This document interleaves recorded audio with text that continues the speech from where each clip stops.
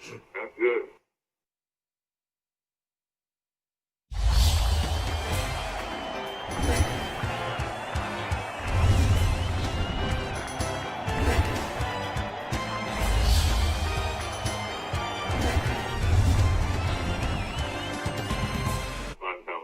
Good morning, ladies and gentlemen. It's Monday, August the 17th, and welcome to Today in L.A. I'm Forrest Lee, and on the phone we have Mike Amos. Mike's in Panama City, Florida. He's got some birthdays. Good morning. It's a beautiful sunrise this morning, and the water is clear as it can be. I see a couple of boats out there that must be trolling early here. But it's just great to be alive, and great, even greater to be an American and love the Lord Jesus Christ. You can't beat that, can you? No, sir. We have a great day scheduled today. We're going to talk some local sports. But right off the bat, I'd like to mention a couple of losses that we've had in our community. James Dauber Freeman, his wife, Miss Nancy, and his son, Derek. Of course, he's lost a couple of children. But anyway, James Dauber Freeman from the Good Hope community passed away. I'd like to remember that family. And, of course, Michael Keith Thomas. We used to call him Pork Chop. Mike was the longtime manager of the Goshen Farmers Co-op, and he was the pastor of Joaquin Baptist Church, which is located between Troy and Luverne, just inside the Crenshaw County line. A tremendous loss for the community of Goshen and their family. And our thoughts and prayers with Miss Sally, his wife, of about 49 years. So, he was pastor of that church at Joaquin, a beautiful church just off Highway 29. It's extremely beautiful, and but his wife, Sally, of 49 years, we want to think of her, and he's got three wonderful children, Chris, Jennifer, and Tammy, and he's got two brothers who are still with us, Russell Thomas and Larry. We call him Hulk Thomas. And his mother is still living, but she's in a nursing home in Luverne, Miss Catherine. But want to remember Pork Chop. And Mike, when I was a manager for Goshen back in the early 70s, I was in about the 4th or 5th grade, and Mike was a senior. Ray W. Floyd, Paul Watkins. That was one of Bob Booth's great things, wasn't it? Well, they played for Mr. Coach Booth for a while, but at that time, the head coach was Dwight Falk from Highland Home, played at Troy University. And I tell you what, Dwight Falk, I don't know what kind of coach he was, but as far as the player, he was the best to ever come out of Pike County, period. Well, he come out of Crenshaw. He played for Highland Home. But he ran a pass pattern when I was little. He was the fastest, biggest man I ever seen in my life. I said, I can't. Let me tell you a little story, and I'll even get closest to him than that. He was from Hornoville. He was from downtown Hornoville. He had, yes, sir. I know exactly where it is. My daddy's. And I had heard stories about him when he played against Goshen. Jimmy Norman used to tell me. And they played him at fullback, and he weighed about 240 pounds.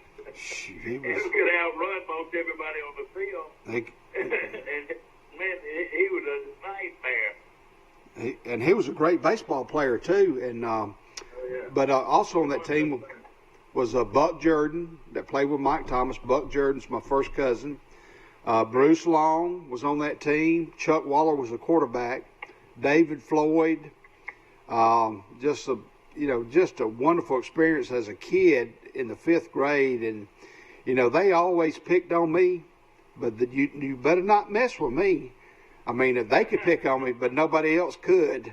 And I really, you were part of the day. Right. And I love Pork Chop. And I used to work for him when I was a teenager at the Goshen Farmers Co-op. And as a matter of fact, when Elvis Presley died, we were moving from the old downtown co-op to the second co-op, which was on Anderson Road. And me and his brother Larry rode our truck about 1 mile an hour with our lights on. And Larry said, we're honoring Elvis today. And he was a big Elvis fan. He's my favorite singer too. And it took us about 30 minutes to make a one Colonel Carr. Mike and the way he carried himself, and of course he was a huge man. He weighed well over 300 pounds, wouldn't you say? I don't know. He was a big old boy. I wouldn't want to mess with him. But I mean, what yeah, he was a big fella. And of course, our prayers and our thoughts with all these guys. We're waiting for Mike Amos to come in on Zoom. Is he there yet? No, sir, not just yet. He's not. Another quick story about Mike. When we moved to that second location of the co-op, you know, we stocked more supplies for farmers, and one of those things that they stocked were whips and hog prods. You know, they had the little shocker, and he would chase us around that store with that shocker. He never shocked me, but he would chase us all over that store, thinking he was going to shock us, but he never did. But his brother Russell, who's the sheriff, he got him one day. He got Mike one day and had to run for his life. He got him back. But there's some one. I love Russell Thomas, the sheriff, and what a wonderful family this is, Mike's family, and we're going to miss him, no question about it. I'm going to miss buying catfish from him. You ever bought any catfish to fry from him?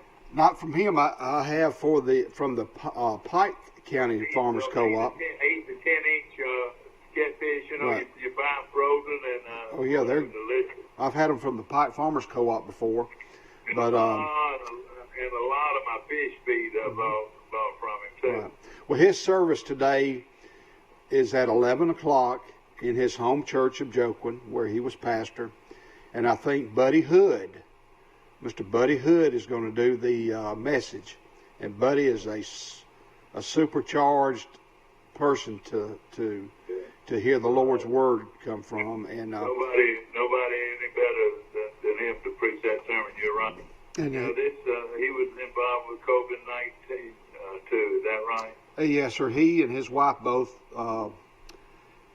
contracted that about 5 weeks ago, and Mike had been in Dothan all that time, and anyway, that's you know, he lost his battle, but he's in heaven now.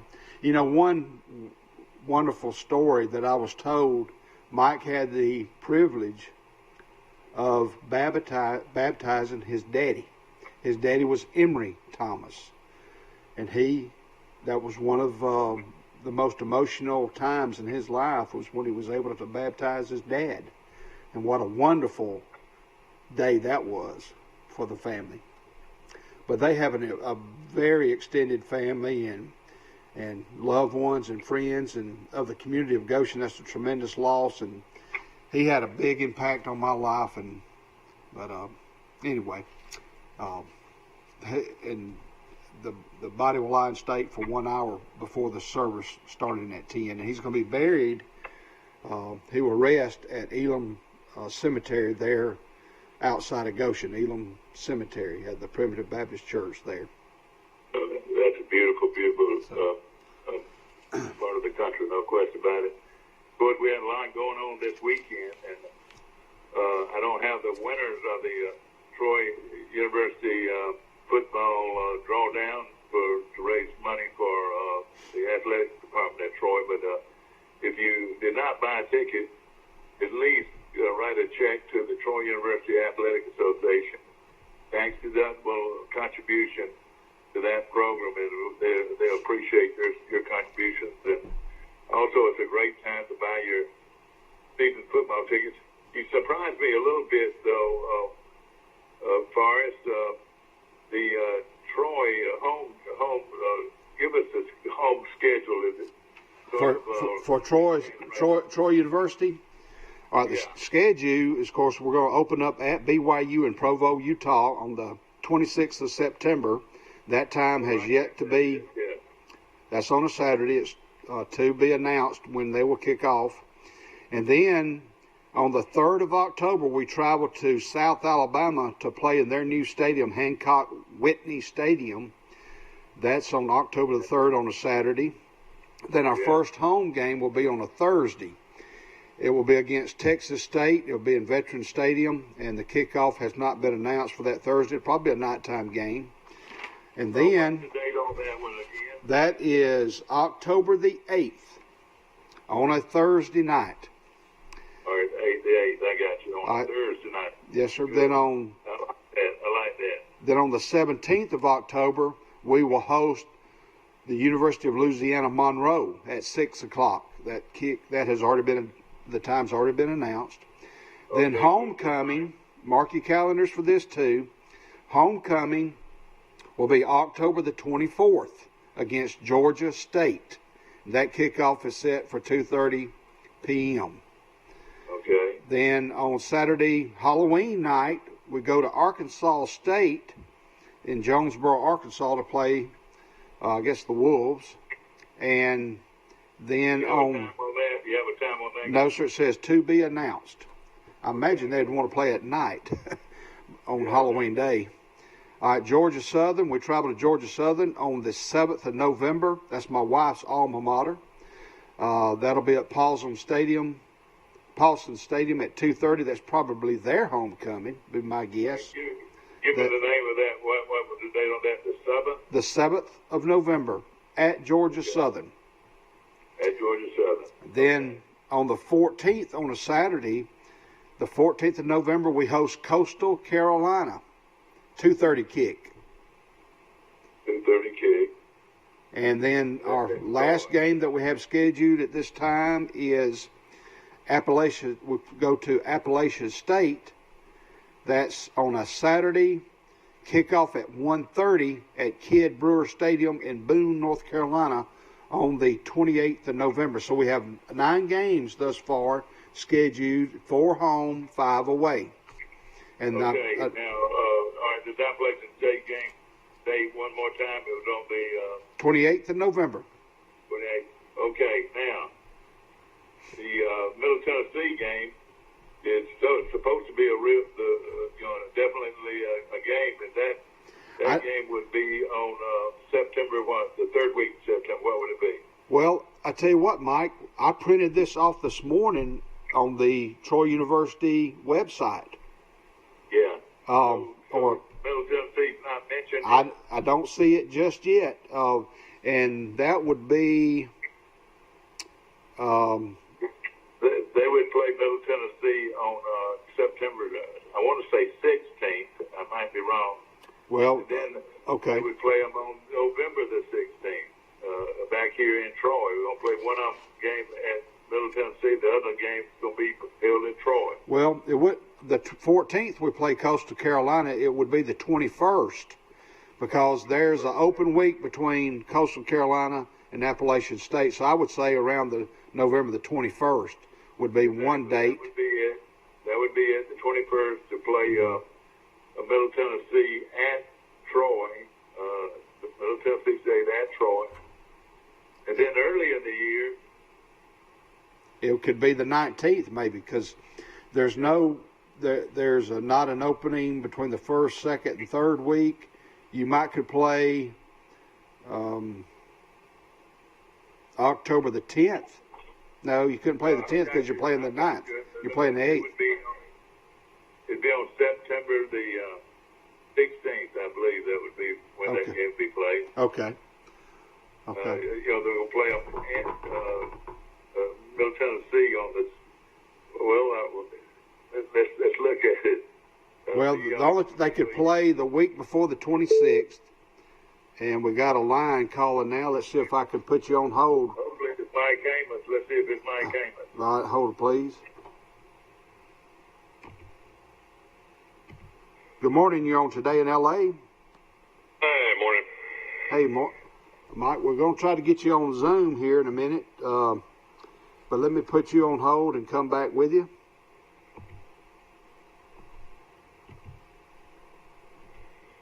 Have I got both of you? Michael? You with me, Mike? Are y'all with me? Yeah, I got you. Good. Good morning, Michael. Wake up. Morning, Wake up.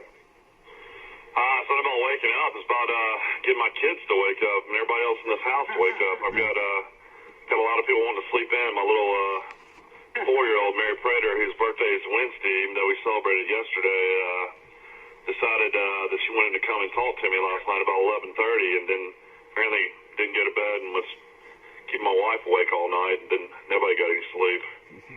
Michael, we were talking about the Troy University schedule that I printed off this morning. Right now, we have 9 games scheduled. Have you got any other information on that? Have they officially added Middle Tennessee?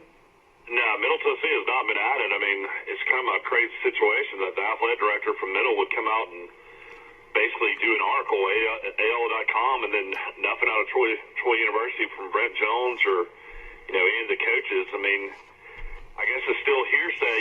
There's some opportunity for some other games. I know Sanford was going to play Florida State to open the season, and then the Southern Conference decided to cancel football, and then UAB was supposed to play New Mexico State, and New Mexico State decided not to play football as well. So now you have UAB and Florida State, 2 teams that are really close by that need games. So don't really know what's going to happen. I don't know. I thought this was a done deal with Middle Tennessee, and the premature their athletic director is doing. They've kind of announcement that Troy doesn't have everything in writing. At one time, we were going to play a 1AA team out of Texas, but now that looks like it's not there anymore. Hey, Mike, can we go on break? I've got a call saying they're not picking up the audio in one of the towns outside of Troy. Let's go to a break real quick. I want to thank Premier Dodge in Troy, and we'll be back in a few minutes. I guess we're still on there. Yeah, not picking up the audio. What's going on with that? Well, I got a text saying that they couldn't pick up the audio in Luverne, Alabama. But okay. Anyway, but we're still live, I think. Tell Steve about that. Hey, Steve. Hey, Steve. Yeah. I just got a text. They're not picking up audio at a couple of locations. I had a text from a friend. So I guess we can still talk, even though we're not. Oh yeah. We can still call, go what we got, but we'd like to have be at full force. Yeah, I just got a message from.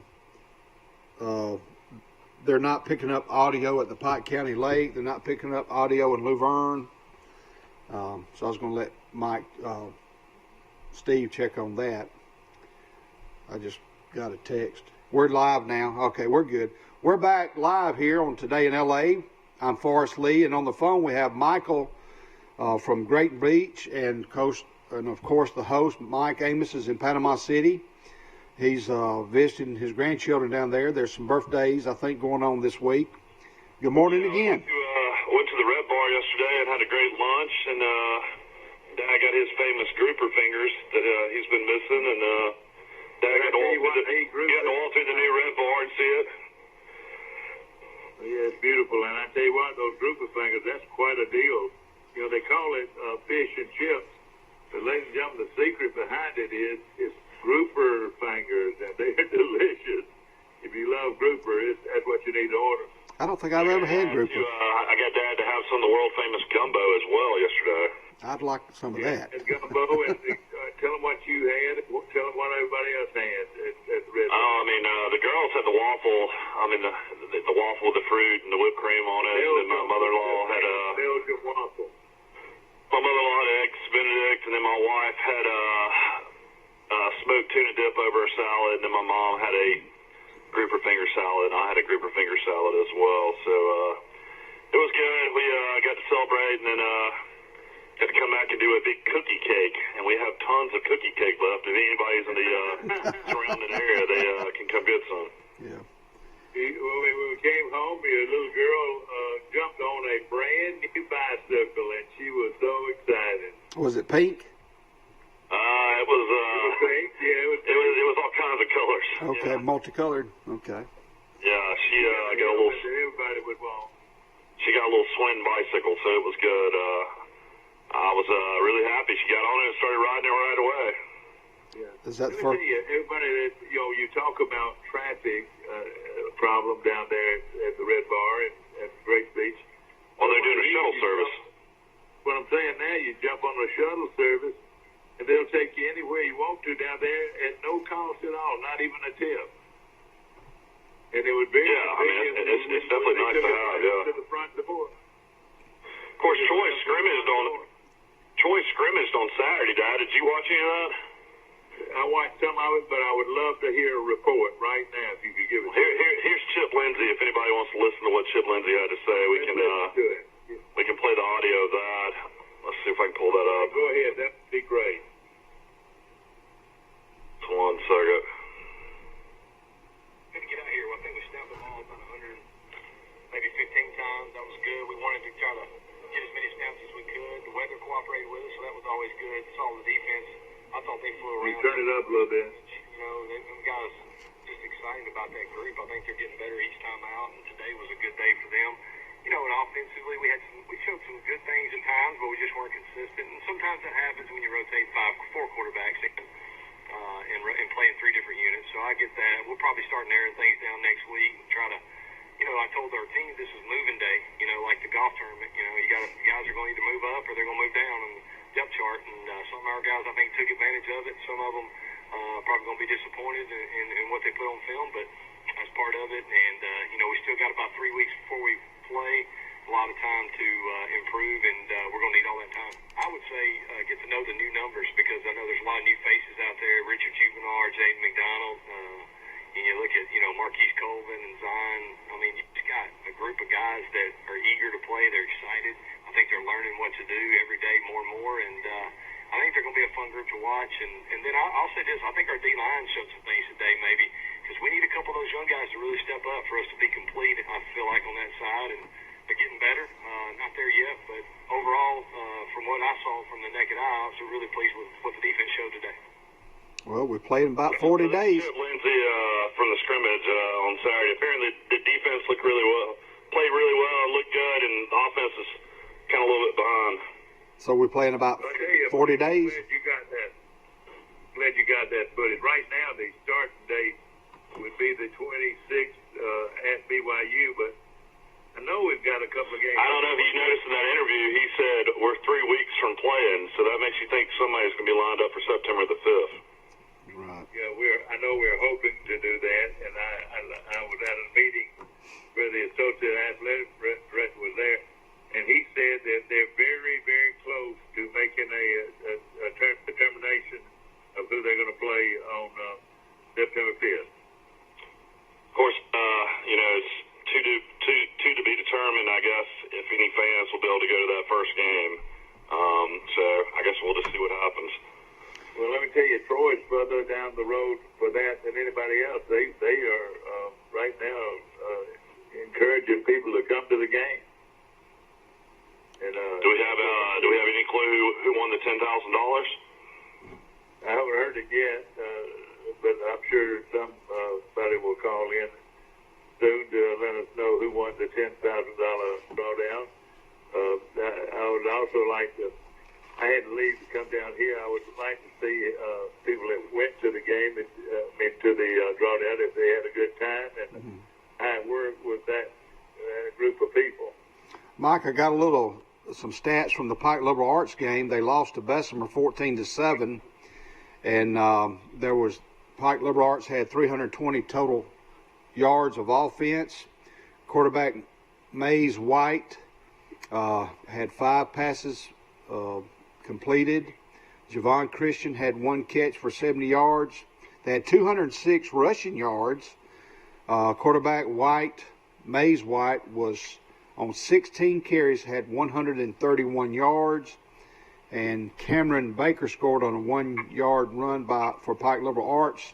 And they will host Crenshaw Christian Academy on the 28th of August. And also in the Troy. That could be quite a game. Yep. And of course, Wayne Grant's head coach at Crenshaw. And in today's Dothan paper, we have Charles Henderson has a big article in there on Coach McCoy and their schedule.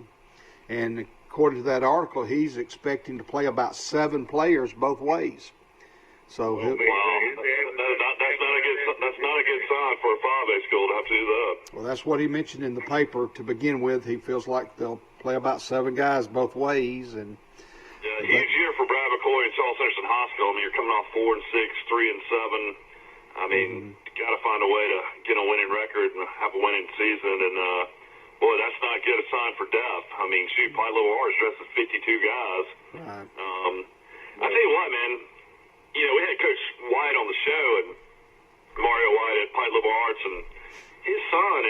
here one of the greatest baseball players, young players in the country, in the United States. He's in the top 100. For him to let him run the ball 16 times for 131 yards against a big physical team like Bessemer Academy is something else. I mean, this kid really doesn't have to be playing football. You know, his future's in baseball. Right. And I guess he's just, you know, he believes in his son, believes he won't get injured, and he wants him to play. So good for him. You know, they had another kid in the backfield that was really good for him. I want to say Churchill. What was his name? Well, there's a Greenwood. I know a Greenwood plays. That's who I'm talking about. Is this kid And Greenwood? You know, I don't have their roster in front of me, but you know, Charles Henderson opens up on the 28th of August at Catholic in Montgomery. Then they play and host Greenville on a Thursday night on September the 3rd. They have an open date the 11th of September. On the 17th, again on a Thursday night, we host Andalusia. Then on the That'd be a great game. That'd be a great You know, those were all due to Troy's football schedule. Yes. You know, Brad McCoy had to change those games to Thursday nights because you have a day of cleaning. yes, And you can't have anybody in the stadium within 24 hours of a previous game. But now, with Troy's schedule being all over the map, it makes you wonder if maybe they can move those games back to Friday. yeah. Well, on the 25th of September, Williamson of Mobile comes to Troy. Then on October the 2nd, we travel to Pike Road. October the 9th, we have Rehoboth at home. Then on the 16th of October, we travel to Carroll High School of Ozark.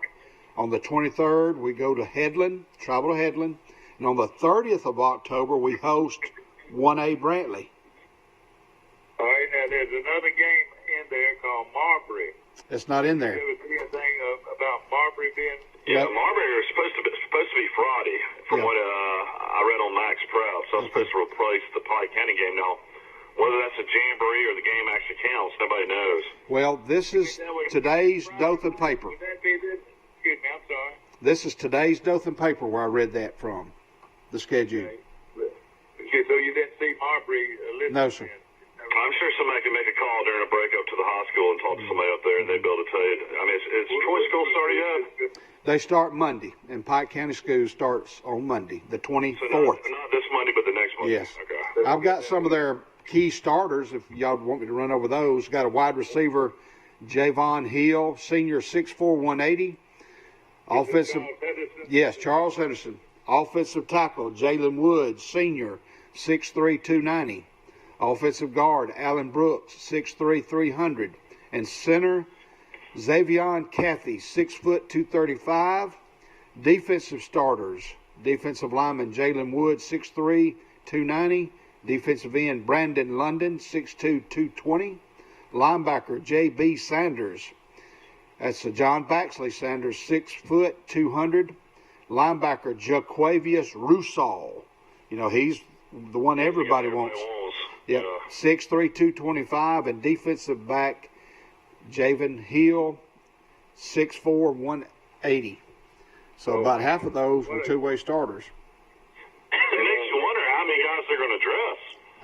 I have no idea, and I have not seen the roster. We're thinking out of the transfers, the 20 transfers to Pine Level Ours, 10 were from Charles Henderson? Probably eight to 10. You know something I did not know until I watched the game, and I did not know that Southall Forest, what's his name, Southall, the defensive lineman? Oh, they got. They got Geis and another guy that said was really good. Great player. What's his name? Playing Marbury Friday night at Marbury. This Friday? Charles Henderson plays Marbury this Friday night at Marbury. Okay, and the Marbury is a fine 5A school north of Prattville. That should be a great game. That should be now you run into the question, does it count or is it just a jamboree? I don't know. You'll never know. I tell you what, a lot of people look at that and they say, well, if you win, it counts. If you lose, it doesn't count. Yeah. So. But again, Bart, you got to help me here. You should know this. There's a defensive lineman.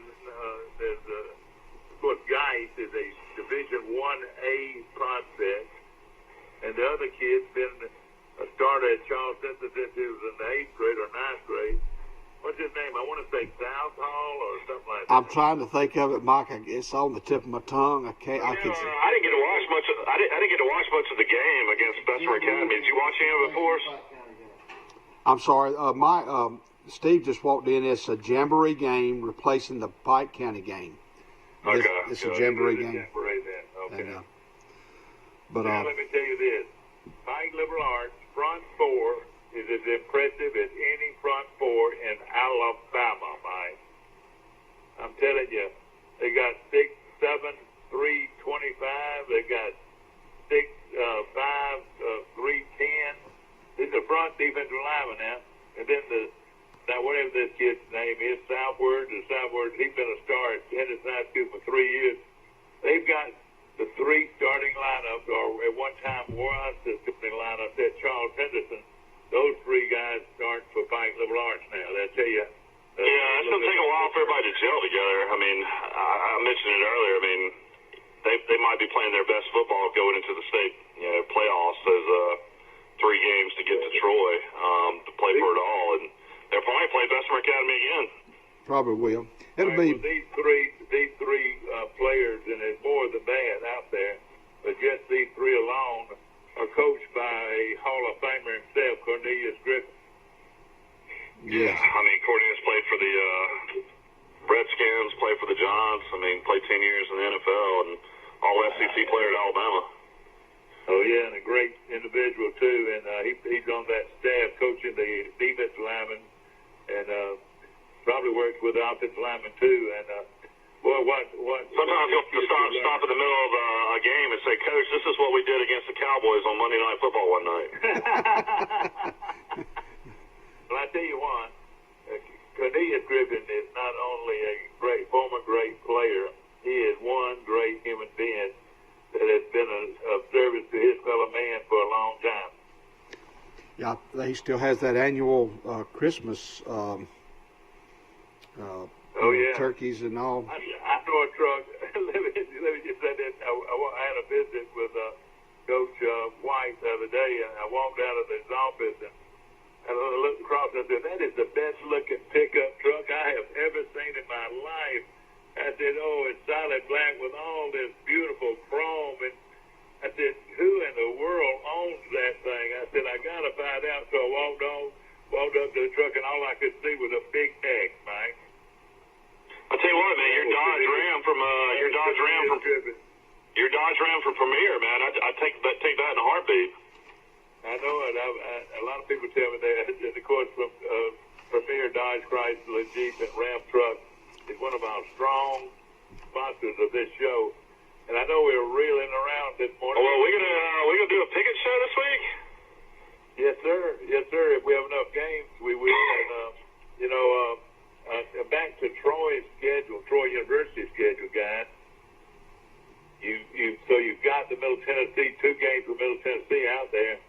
What Troy wants to do, and if they can do it, I would consider this a huge coup, to their recruiting, is to play 6 games at home. If they can play 6 games at home, that would alleviate any problem that we've had at all with our scheduling.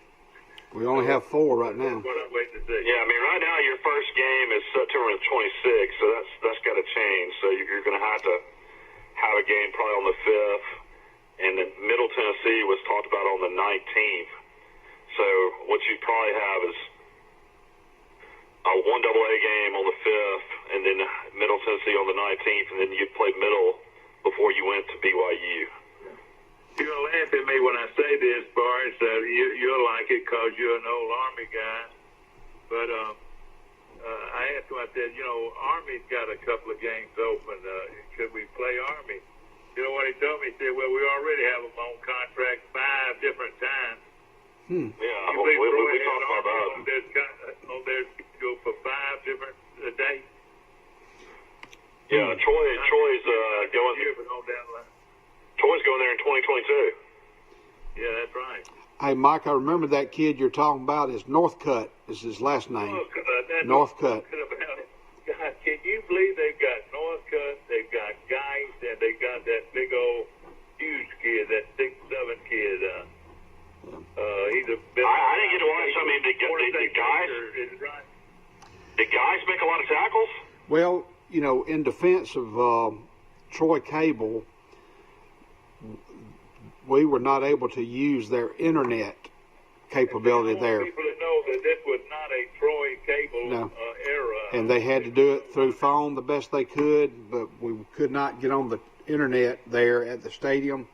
And before, you know, we left, what I understand, we were told we would have internet capability, and we were not given that once we got up there. And So we who's apologize. calling the game? I'm not sure who called the game because Coach, my buddy can call the game, Mike. Coach Bradford. Yeah, Bradford called it. Bradford called the game with one of them.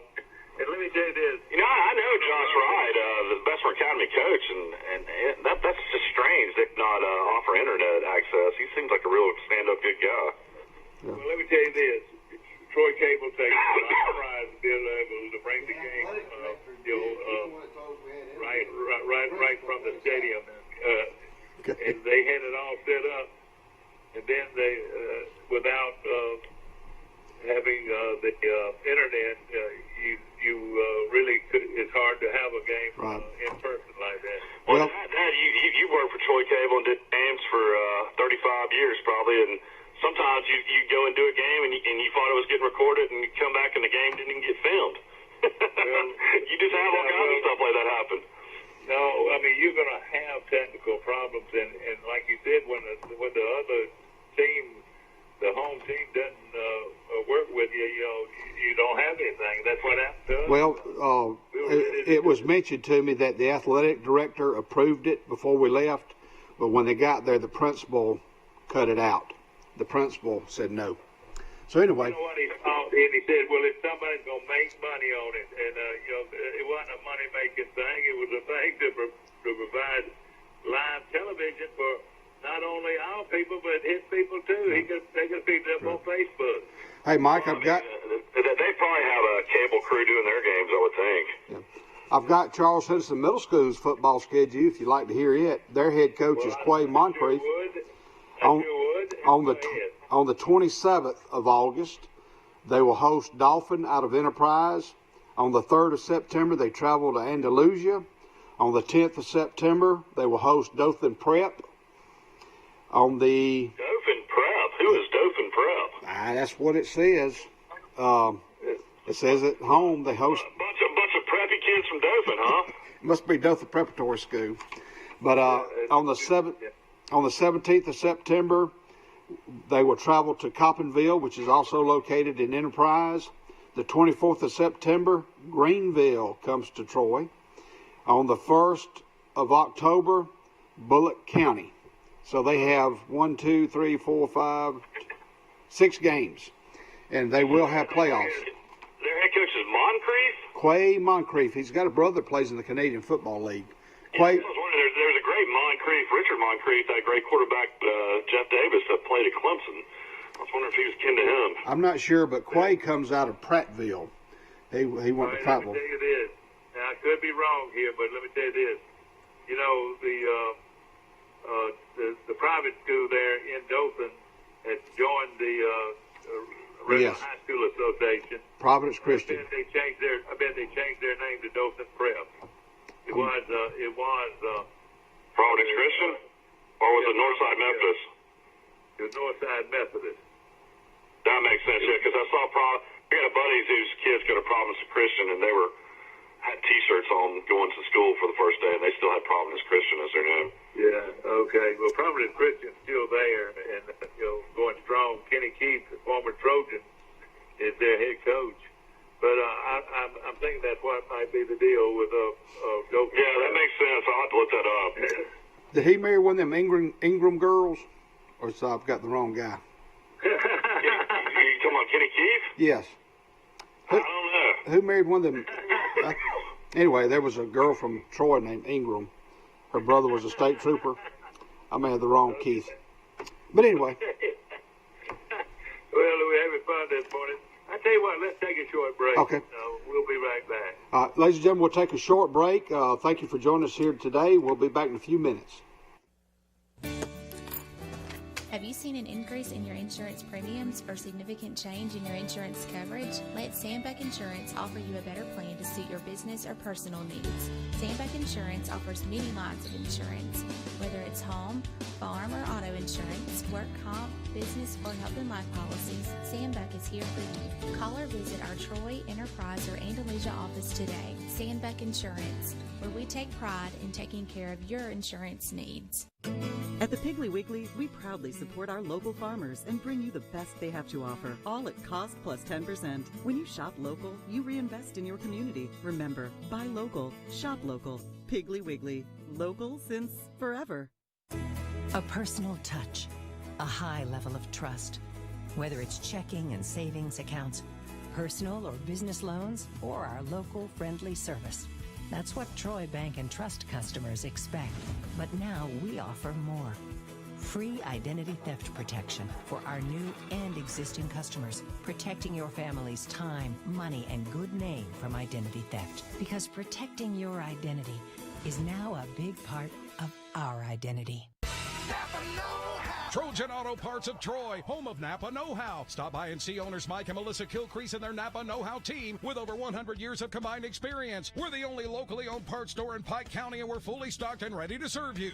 We pride ourselves on being your go-to parts store, not only for the simple items, but we specialize in those hard-to-find items as well. Trojan Auto Parts, the right part at the right price at the right time. Napa, a name you've trusted here in Troy since 1945. Here at Bill Jackson Chevrolet in Troy, we've been doing business the right way for 31 years. But don't take our word for it. We feel our customers express it the best. Been honest in everything we've discussed with them. When they say Jackson Satisfaction, they really mean it. The Jackson Satisfaction. I didn't even realize that until yesterday. Good morning, ladies and gentlemen, and welcome back to Today in L.A. I'm Forrest Lee, and on the phone with us we have Mike Amos in Panama City Beach, Florida, and his son Michael in Grayton Beach, Florida. Welcome to the show. I was reading this article about Troy University scrimmage, and Chip Lindsey mentioned Trey Ross. And this is an interesting story here. He was an all-state tight end at Hillcrest, Tuscaloosa, and they redshirted him last year, and they moved him to outside linebacker. And this kid is 6'4", 230-pound outside linebacker, and apparently he's turning heads in scrimmages, from what I'm reading. Wow. Yeah, well, that's great. We need so that's interesting. You know, Troy brought in Richard Dunbar. He's a transfer from Auburn, played defensive end and bandit at Auburn and made several tackles. So he's looking really good in scrimmages. Is going to be a starter. And then they brought in a kid named Jalen McDonald, a linebacker out of Atlanta, but he transferred in from Iowa, and you know Iowa's got a good program. Yes. So those are two guys from Power 5 schools that are making a difference on Troy's defense already. Plus, Iowa was going to be heavily ranked in the rankings this year. Weren't they a top 10 ranked team, Iowa, as far as recruiting? Of course, now, I don't know if you've noticed, but the great quarterback, Justin Fields, has got a petition going on. It's already got 200,000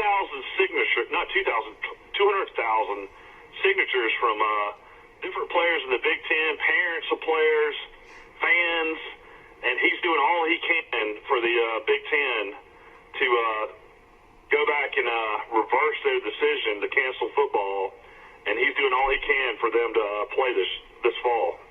So it'll be interesting to see what happens. What I tell you, you can't shut the door on programs like Ohio State, Michigan, Penn State, Iowa, those, and Nebraska.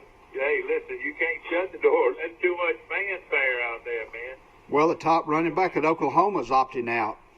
Kennedy Brooks, who's gained over 2,000 yards in the last 2 years, 18 touchdowns. He has opted out of playing. Read that this morning. I don't know what the case is. I don't know what the case is nationally finished at yesterday, but the last time I looked, it was like around 29,000, around 5 o'clock, and 300 deaths. That's the lowest I've seen in a month.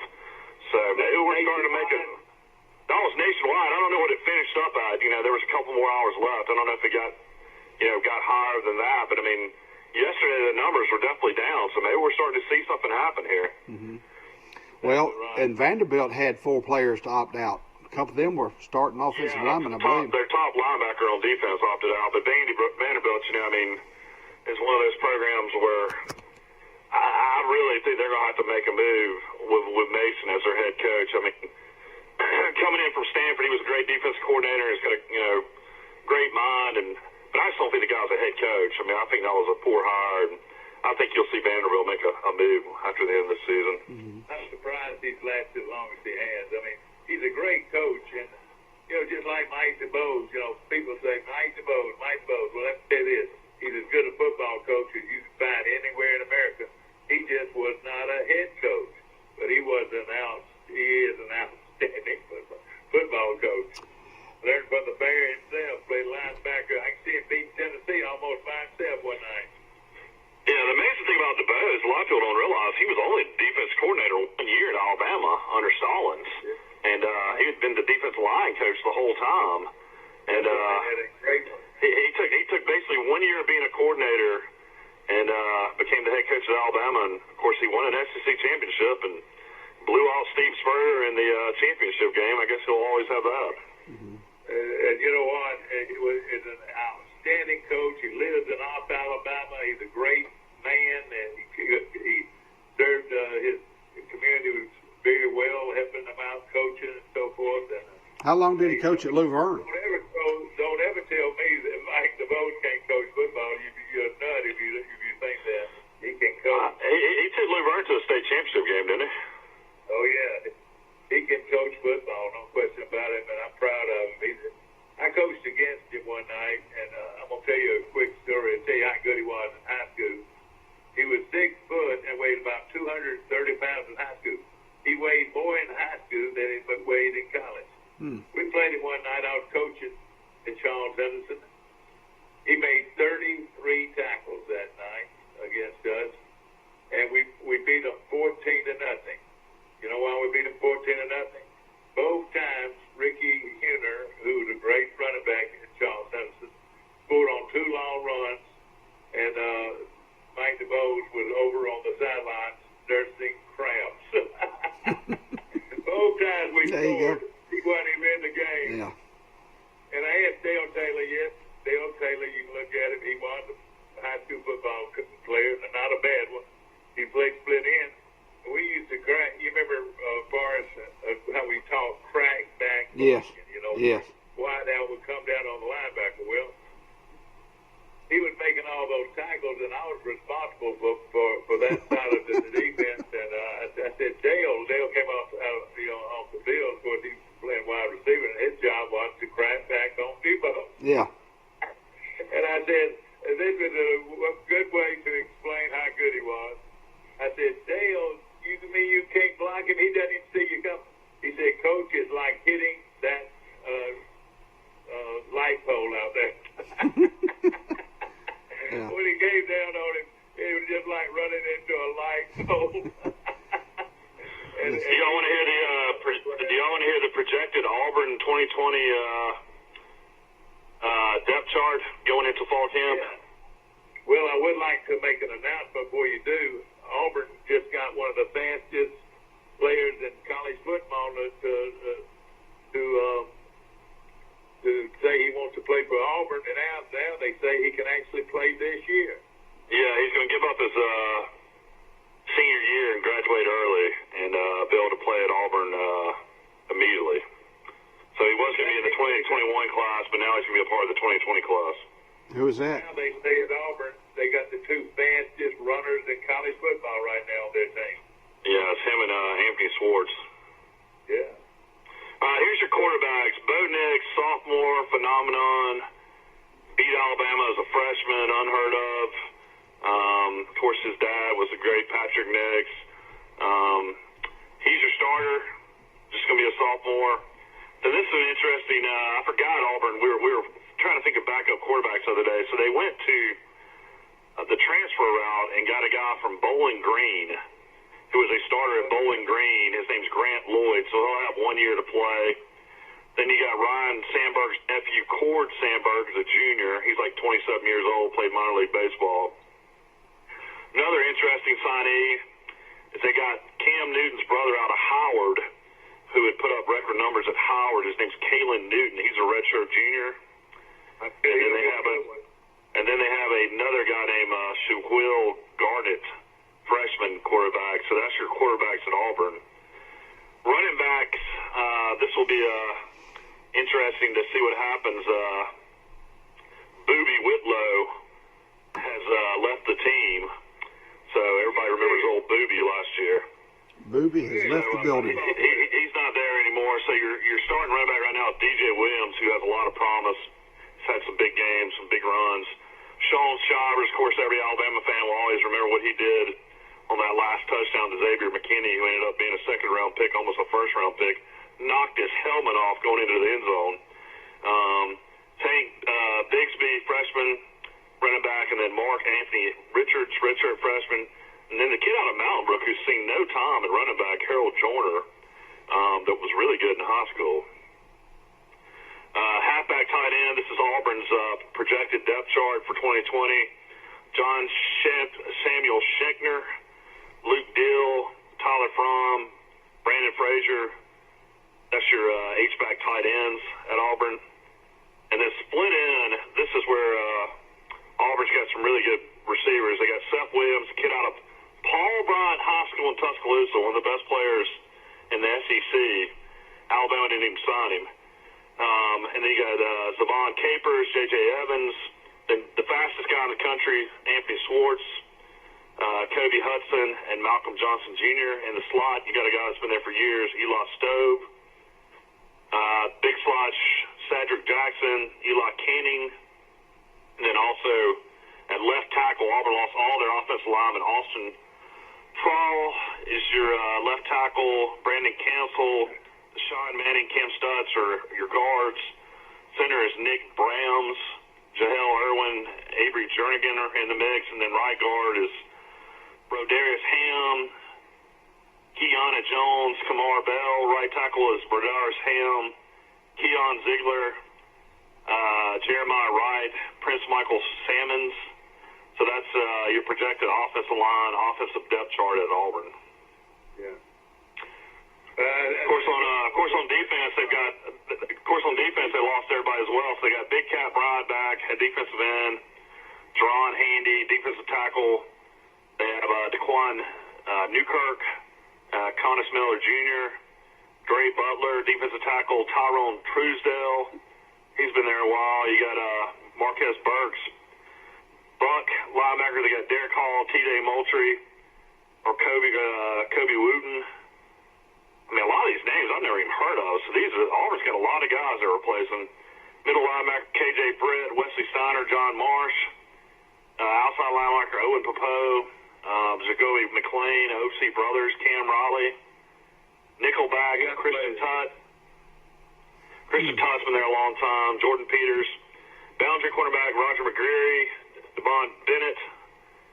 Then you got Marco Demo and Nehemiah Pritchard at the cornerback. Then boundary safety you got Jeremiah Sherwood, Malcolm Askew, and then the greatest name in football at field safety, Smoke Mundy.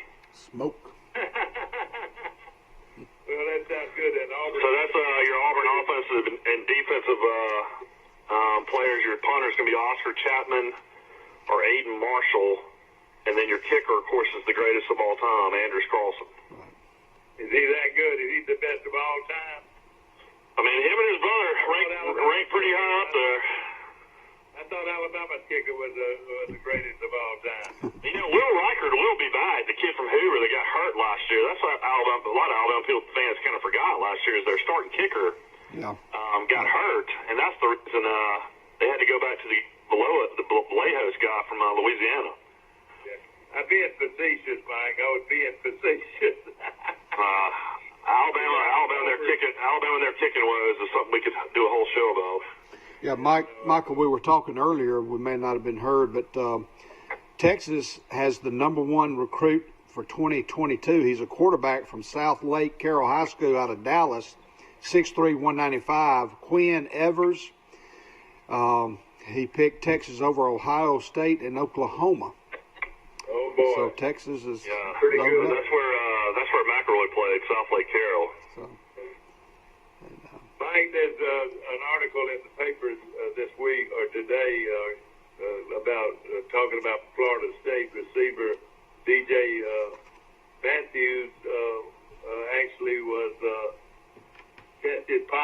for the COVID-19. They say now you can't hide the truth. You got to go ahead and the secrecy of COVID-19 is over with. You've got to make an announcement when you find it. Have you heard that? Well, I mean, what they're saying is he came out and there was an article that Florida State was covering up positive cases of the virus and still letting guys practice, and that he didn't feel like the coaching staff and the athletic department were taking things seriously is what that was all about. So you're having that at different campuses throughout the country. You know, some guys are saying they don't feel like they're getting tested enough, and then other programs are testing every day. So, I mean, it's just how they handle things. No question about it. This show is brought to you by Premier Dodge Chrysler Jeep and Ram trucks on the bypass in Troy, Alabama, where they're having their summer sale of all times, ladies and gentlemen. Remember, nobody beats a Premier price deal. Nobody will can hardly walk away from a deal from Premier Dodge Chrysler Jeep and Ram trucks on the bypass. And Jason and your staff hope you're doing well and continue to have record sales at Premier Dodge Chrysler Jeep and Ram trucks. Hey, Michael, got a question for you. Where is Kool-Aid going to go to school? Kool-Aid? Yeah. I don't know. Who's Kool-Aid? That's LaQuincy McKenzie out of Pinson Valley. You know, he's going to pick either LSU, Auburn, or Alabama. They project him to play both basketball and football. I mean, he's a superstar. And went to the same. He went to Pinson Valley. He played with the great Cam Woods, who Troy signed and averaged 35 points a game. Yeah, and the starting quarterback for Fife last year in their championship game as a sophomore has transferred to Pinson Valley. And that's where Sam Shade's the head coach. So he and that Kool-Aid has not. He said, "I'm not in no hurry to announce where I'm going to school, but LSU, Auburn, and Alabama are wanting that rascal. He's probably the number one recruit in Alabama for both basketball and." Alabama just signed a great defensive player out of Maryland, Fort Washington, Maryland. His name's Monkel Goodwine. He's a 6'4", 260-pound defensive end. And Alabama continues to dominate, getting players out of Maryland. I thought when they lost their offensive coordinator, Mike Loxley, who's now the head coach of Maryland, that pipeline to Maryland would stop. But it looks like it's still continuing. You know, and Alabama's been doing that for years, getting players out of the Washington, D.C. area and the Maryland area. They must play real good football in that part of the country, Mike. Yeah, he chose Alabama over Clemson and Texas A&M. So that's pretty good, isn't it? He's really turned into a great recruiter, and they hired him as a defensive line coach from Ole Miss, and he was a former great linebacker at Alabama, Freddie Roach. Has really come in and done a lot for this recruiting class. Pardon me. Yeah, well, everybody knows who Auburn's top recruiter is. He's been that way since he left. Yeah, Rodney Gardner's a legendary recruiter. Yeah, Mike, I would think that Rodney's probably making $1 million a year now. Wouldn't you think? Probably so. You know, I mean, Malzahn must be a pretty good recruiter too as a head coach. I mean, Auburn always turns 3-star players, and I mean, they don't always get a whole lot of 4 and 5 stars, but they make the most out of who they get usually. You know, I was looking at these 5 people on their depth chart, the quarterback and running back, and of course, don't get me wrong, Nick will be their quarterback, but I've never heard Malzahn ever say anything that was not positive about his team. He is a positive guy, buddy, and he believes. I mean, Malzahn has lost four games 5 straight years, which usually at Auburn probably wouldn't keep your job, but you got to look at what he's done against Saban. He's now beaten Saban 3 times. I know it, and it's scary. You're right how well he plays against Saban, no question about it. I mean, nobody in the SEC coaches have come any close to beating Saban 3 times. But of course, Alabama had to use a 3rd or 4th string quarterback against them last year. Well, Mac Jones, I've been reading a lot of articles. He definitely seems like the leader of the football team, him and Najee Harris, and they've come out and talked about how important it is for the players to make the right decisions off the field. You know, we can go to practice, we can be in the athletic facilities, and we can go through testing, but they're trying to make sure these guys don't go out and party, don't go to the bars, don't go see their girlfriends down the street. I mean, it's one of those situations right now. They're having to do more as far as, you know, policing their own teammates to make sure that there's still a season. Because I mean, look at this right now. I mean, we got to look at this today. I mean, it is August the 17th. Alabama's not scheduled to play. The SEC's not scheduled to play until the 26th of September. I mean, and practice officially starts back today. It's about 40 days. Do you believe how long this is going to be? That's 40 days. Right at 40 days. It is crazy. It is crazy. Well, on Alabama.com this morning, Chris Owens, who's a senior offensive lineman on Twitter, posted a photograph. Yeah, they're all outside of Gillette. Oh, they're upset. There's about 300 people outside of Gillette. Yeah, just packed. I mean, they're packed. Oh, no. Oh, yeah, Greg Byrne, the athletic director, posted pictures. He was, like, very upset at the Alabama students for being, you know, having a Sunday fun day out there partying like nothing was going on. Yeah, being negligent. Well, we went to a friend's house Friday night. He lost his brother. We've already talked about Michael Thomas having his funerals today, but on the way back, we came through Troy about 10:30, and the local establishment on 231, the Double Branch, was packed to the gill. There was cars everywhere. And Double Branch. The kids were just. They call it the Double Branch or the twin twigs. Yeah, that's Double Branch. So. Well, Yeah. hey, and then later on that night, a group met down at the. Tragedy happened later on that night. We don't even need to get into that. That's one of the worst. One of the worst things I've ever seen in Troy to happen. I mean, there's video of it and everything on Facebook. It's awful. Over 20 bullets. Well, you know, the state law is. Well, no, not 20, 50. Yeah, 50. Yeah, 20. You know, getting back to the bars by state order, you can't serve alcohol after 11 o'clock. That's right. Last call's at 11. Last call. But it's one day at a time, and school's back strong at Troy University. We better straighten up, or you know what we're going to be doing? We're going to be back on quarantine. Everybody. Yeah. Remember when they shut it down and how you be back on lockdown again. Yeah, I remember I went 17 straight days without seeing anybody other than my wife. Which was wonderful. Which was wonderful. We sat outside yesterday and didn't have a whole lot of traffic at the Red Bar. That's one of the more popular restaurants in Florida. So we got in early and got out, but that's the problem. I was talking to several of my friends down here yesterday, and I mean, it's almost like there's not a coronavirus down here. I mean, you have so many families and so many people on the beach, and so many AJ's in Grayton, which is AJ's a huge popular nightclub, like right down the street from where I live, and it's just packed. I mean, there's just no way that there's 50% occupancy in some of these places. But I guess they're just trying to, you know, make as much money as they possibly can because they went so long being closed. Well, tell me about golf. Let's break away toward golf. A lot of people watch golf. Jim Herman came out of nowhere. He was 192 in the FedEx rankings, and he went 61-63 and won the Wyndham Championship over a guy I really like a lot, Billy Horschel. Had a short birdie putt to go into a playoff, and he missed it. But how about this guy right here, though? I mean, he was about to go back to the Corn Ferry Tour, and then comes up with a 61, and then backs up with a 63 and wins the golf tournament.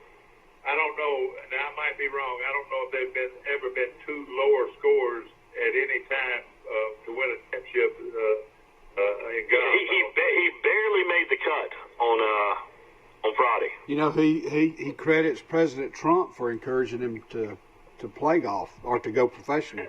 So he's really. It's in this article about how much. The guy is not a nobody, though. You know, that's his third PGA Tour win. Yeah. He's from Cincinnati. He's smiling big time. I keep saying this. There's so many golfers now that are good and can win. I don't see how anybody will ever do what Tiger Woods and some of those guys have done. Of course, we need to mention also you got the NBA playoffs finally start tonight as well. Does anybody watch NBA? I could care less. I hate to say that, but I could care less. I want it to happen, though, because I want them to challenge this COVID-19.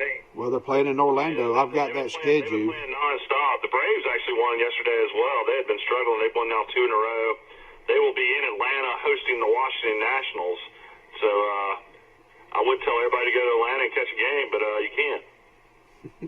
Yeah, that's what I was trying to get over to a friend of mine the other day. That was he kept saying he was going to take his son to Atlanta to the ball game. I said, yeah, I'd love to, but they won't let you do it, you know.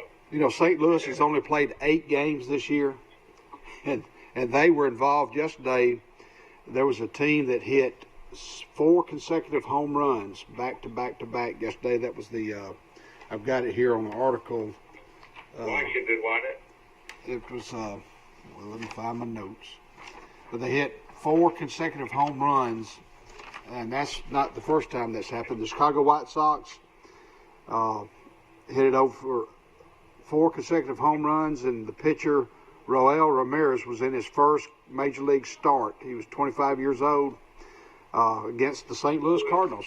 4 consecutive home runs. The White Sox that hit 4 in a row, and yes, who was it hit 4 in a row? White Sox 4 in a row over the Cardinals. I hope people are enjoying.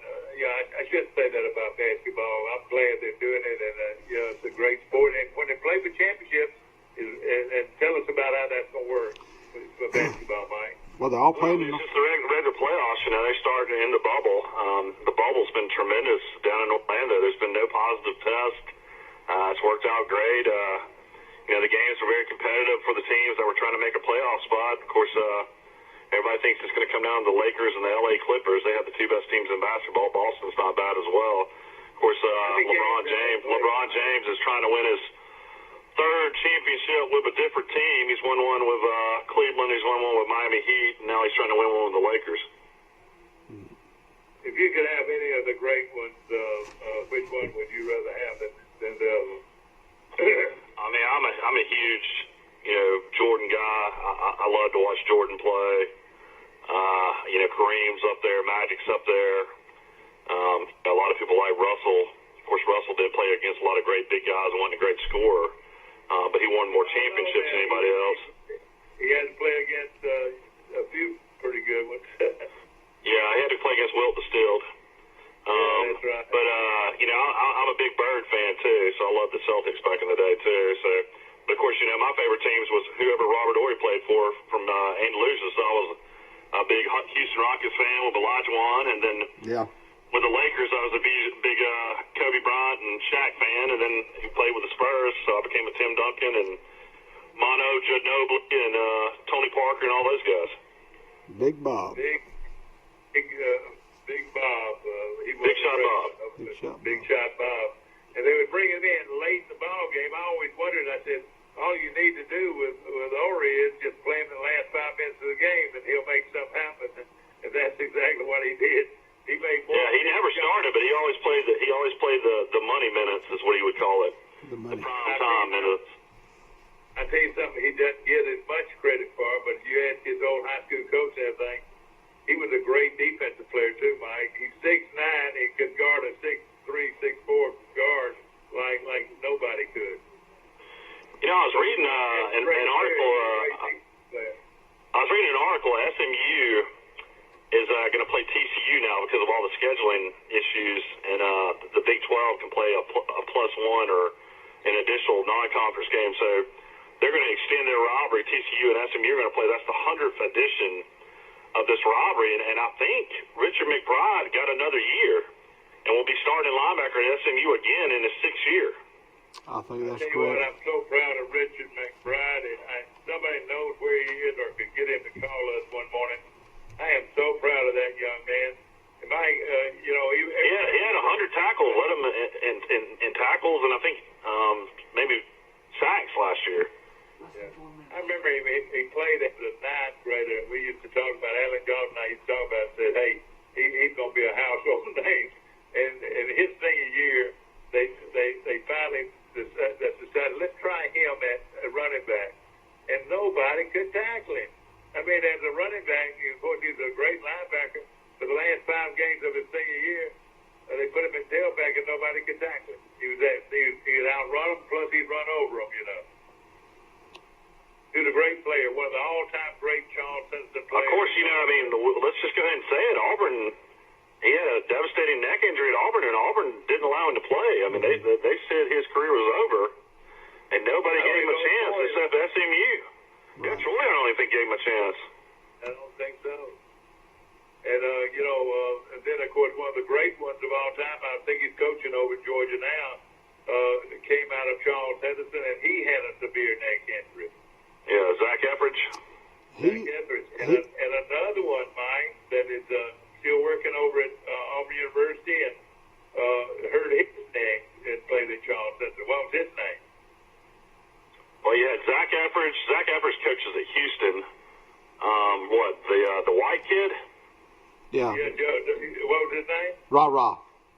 Ra-Ra White. I call him Ra-Ra. He was a great player at Auburn, and he hurt his neck.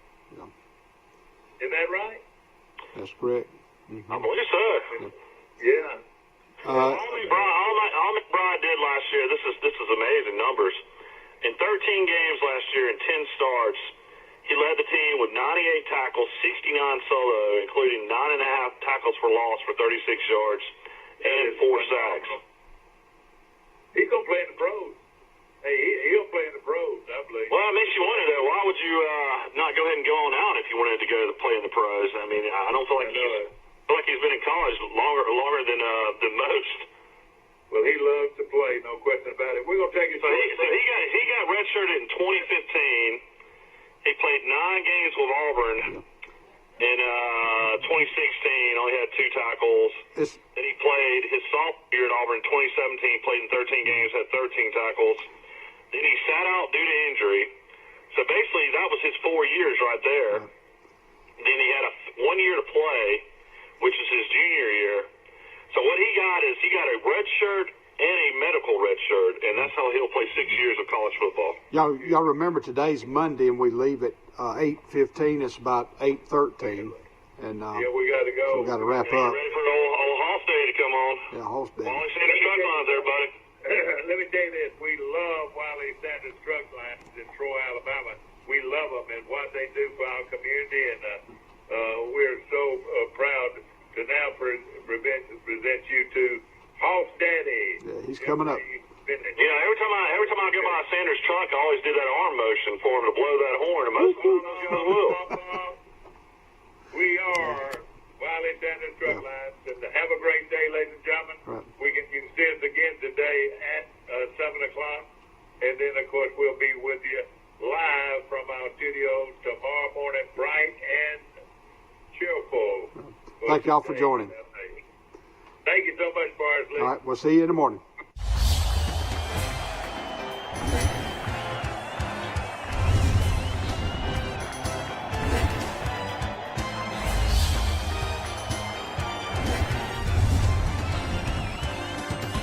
We've been doing business the right way for 31 years, and now we've approached a year